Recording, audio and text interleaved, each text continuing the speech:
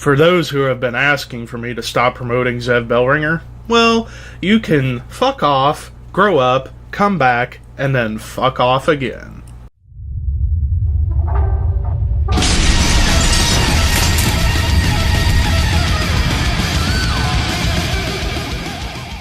What's up, Thrashers, and welcome back to the Thrash Maniac 99 YouTube channel, and it's time for the 10th episode. Can you believe we made it 10 weeks in a row with this show? Episode 10 of 5 Questions with Levi, where I get to answer your questions that you asked me in the comments section below of the previous week's video. And just as a reminder, for those who want to ask me a question, send them in the comments section below of this video, and I will do my best to answer it for next week's episode, which will be episode 11. But first of all, actually, before I get into the questions, I want to say thank you all so much for making this series a success, and I look forward to keep this series going for as long as I possibly can. But without further ado, let's do it! Sean McCleary asks, I hate the NASCAR rules package today, and I watched a video called NASCAR Gen 6 Racing at its Best 2014. Do you think we should go back to the 2014 package or something different? Yeah, I actually did watch a little bit of that video you're talking about with the 2014 package. I will say the two big things that jump out at you with that package is the fact that there's the bigger spoiler and the cars weren't as low to the ground as they are now. However, even with the 2014 package, like, I looked at that video and I still thought to myself, I mean, it is better than what we have now, but I still don't think it would amount to very much to help make the seasons great again.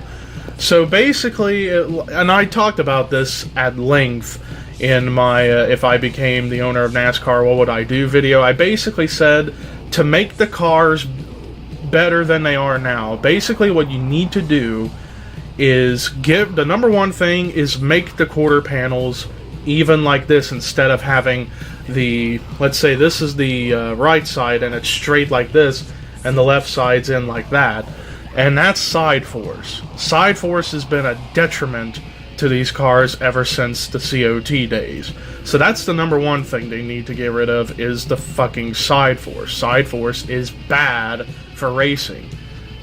So that's the first order of business if I were to change the cars, just get rid of side force entirely. Second of all, I would make the spoilers pretty much the same size as the 2014 package. The spoiler size was perfect, I thought, that season. Next up, get rid of the splitter.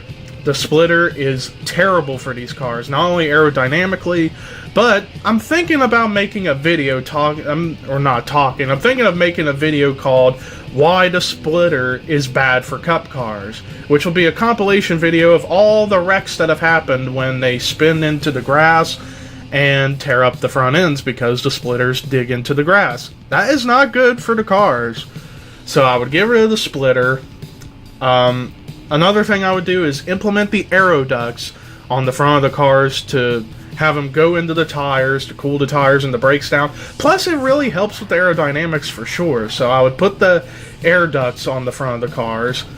Also, to kind of make them less aerosensitive, make the cars about 4 to 6 inches more narrow, so that way it's not as aerosensitive. And then lastly, I watched Real Radman's video where he's talking about how to fix NASCAR with the cars, basically talking with how the X3 test car looked, with the front end having this gap in the front, but the left and right sides of the front end were sealed. Basically, I would like to have that on the car, so that way we kind of get a combination of the cars being sealed off from coil binding, as well as a bit of a ride height rule coming back. While it's not ride height in particular, it's just this big gap in the front end that helps get air underneath the car, so that way if you're running behind the leader, it could be a bit of an advantage. So those would be the prime. And then another thing, put a piece of sheet metal over the back of the radiator, or put a fan on there. A fan with a piece of sheet metal attached. Put in the back of the radiator to cool the engines down, so that way it's also an aero advantage, but it's also a cost-saving thing, so that way they can keep the engine more, use it more often, and it also make the cars much cooler inside, so it don't get so hot. But yeah, that was a pretty long, detailed answer, but hey, you asked me the question, I might as well answer it the best way I can, right? Mr. Death Metal asks, how would you react if you ever met Zev Bellringer? Oh boy. I don't know. I mean, I'd probably... Knowing how I am at times, I could probably get a little bit nervous because, well, I've never met a celebrity or famous person or anybody in particular or an entertainer like that. But I would say if I actually met Zev, I would just try and be as nice as possible and like compliment her on everything she does. Yeah, in that little intro, yeah, I got a comment from a wrestling video, someone asked me if I could stop promoting her. And yeah, like I said, that guy doesn't mean anything to me. But nonetheless, but yeah, I have actually talked or chatted with Zev a couple of times through emails and her Nexocams account. She's really, really nice. She's a really, really kind woman. So if I were to meet her, I would just, I don't know. I know one thing for sure, I wouldn't try and ask and have sex with her because I know she's married, which is cool. I would just like to talk normal stuff or whatever and just be a normal human being. You know, that's basically the motto, is try and be a normal human being around people like that, so yeah. I mean, sorry I couldn't answer that one better, but I mean, other than trying to be normal around her, I don't know what would happen. Fat fuck behind a burning asshole asks, did you knock some sense into your brother's girlfriend's kid after the Kyle Busch diecast incident yet? Inquiring minds need to know. No, I actually haven't. Not only that, not only is my brother's girlfriend's kid a Kyle Busch fan, but my cousin DJ likes Kyle Busch. What the hell is up with people turning into Kyle Busch fans? What is so great about him? Nothing. Yeah, he's a great driver, but he's a douchebag, and I hate douchebags. So, yeah. No, I have not knocked some sense into him yet, but oh, he'll see. I'm going to show him videos and tell him exactly why he should not like Kyle Busch. It's going to happen, trust me. BlazeLife334 asks, what are your favorite YouTubers? Well, I got so many favorite YouTubers. Within the NASCAR community, I really like Kamikaze, of course, as you all know, and he's also a good friend of mine. I also like watching Real Radman on occasion. I've seen a couple of videos from Double E Dud, now Eric Estep for some reason. There's a couple others. NASCAR Nixon's a great one. Ryan Hallman's a good one. Sorry for the hiccup burp there. Favorite wrestling YouTubers. Well, I used to be a big What Culture fan until the good people left, like Blampier and Ross. Now the only tolerable guy at What Culture is Simon Miller. Everyone else at What Culture does not seem to know what they're doing. Especially Ben. Ben's kind of a douche. I like some Cultaholic, even though I haven't watched too much. I've seen a couple of WTF moment videos, but oh my god, that last punishment video they did where Ross had to call a sex line and do wrestling fantasy roleplay on the phone. I even posted on Twitter, and Ross actually liked my tweet. I was saying Ross just took the ultimate take one for the team I have seen in my life. It was amazing. But outside, like, the big wrestling YouTubers, like YWC YouTubers, of course, as many of you guys should know, I like Fort Minor Project, I like Simon Eichel HD, Boston Fan 79v1. By the way, Chris, if you watch this video, come back and make more videos. I miss you, bro.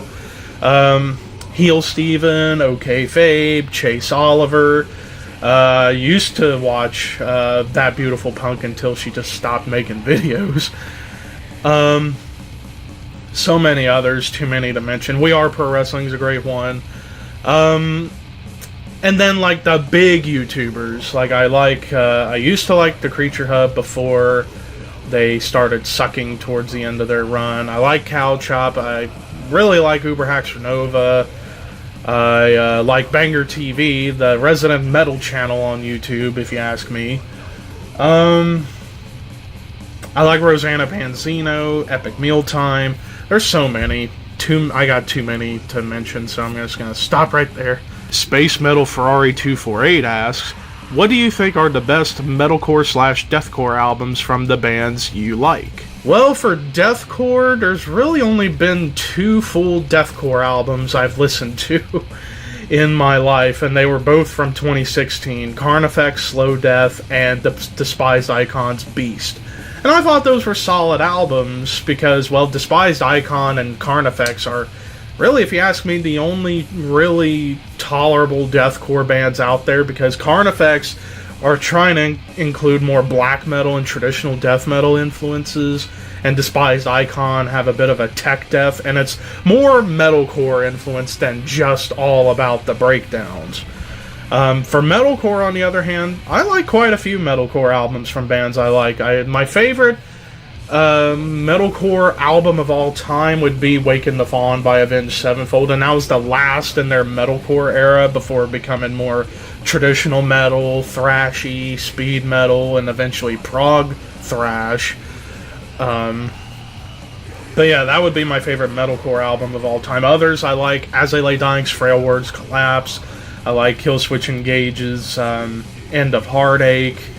And I like a lot of Hatebreed because they were the real definition of what metalcore was supposed to be before the melodic metalcore stuff became about. Hatebreed was the ultimate definition of metalcore back in the day, and still are. Other albums I really like in metalcore, like, I'll even mention proto-metalcore albums, like Urban Discipline by Biohazard's cool, Destroy the Machines by Earth Crisis. There's quite a few, so, yeah.